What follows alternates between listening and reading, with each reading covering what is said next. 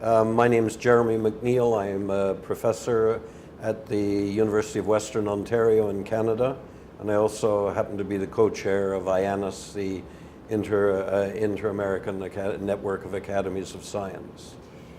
Professor O'Neill, I would like to ask you about open access. Open access, some people think it's only for scientists, but as I was listening to you, it is a broader concept. Please tell us what is open access for you? Well, everybody starts with open access of publications, which makes sense. You can share your findings very quickly. There's also the open access to data sets, which again is important because it will further international and collaborative research.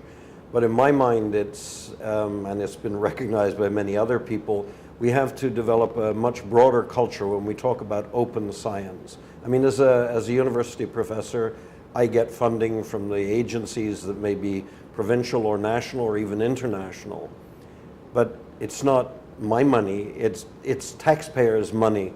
And so we have to make sure that what we do, yes, it gets published in scientific journals, but it also has to be made available to the public, policymakers.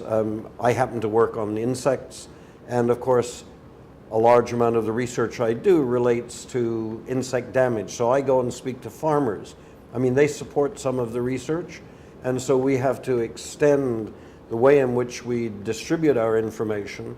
And the other thing is even going into schools, even young children, exposing them to aspects of climate change, of ecology, and making them realize that science is important and that they, in actual fact, or at least their parents, are paying for it. Another part as a university professor is actually trying, when we're training students, to understand what is the goal, and it's not a selfish thing. One has to learn that you share, and I think probably one of the most important things for me is trying to teach what I call ethics. And I point out you can cheat, and you may get away with it, but there are so many examples of people who cheated.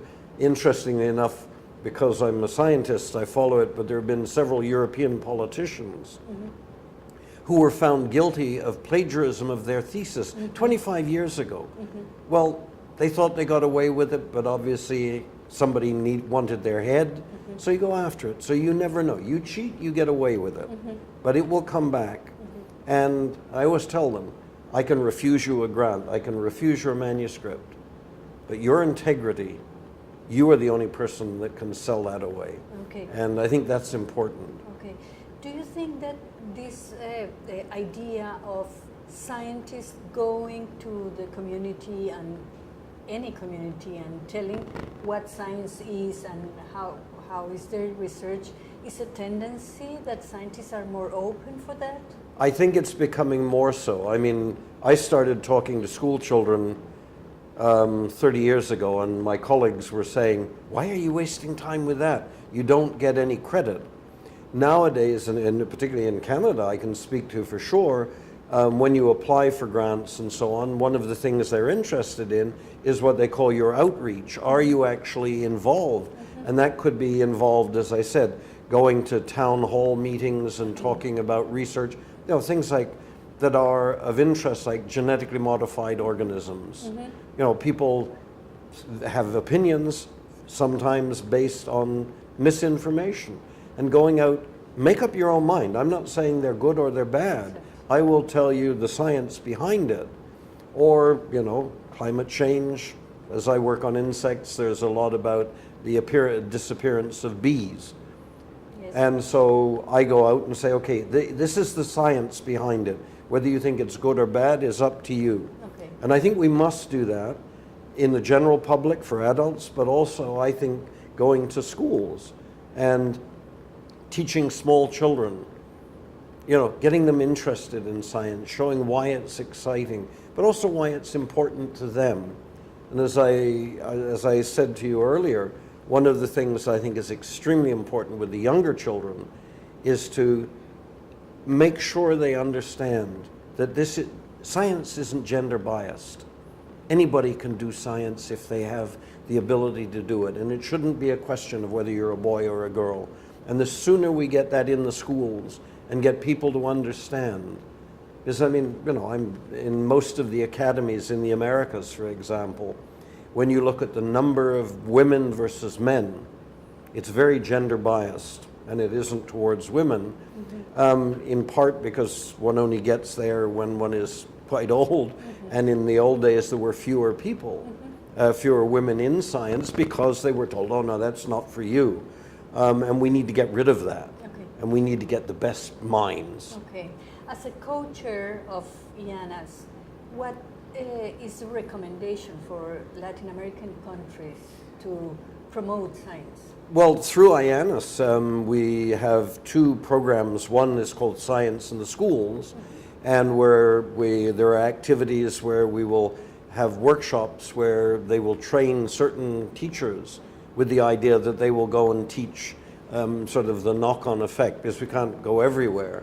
And the other is getting more science in the schools, and the other one is for gender, getting women or young people to understand that there is a place. And each of the academies has a representative that comes to the IANAS meetings.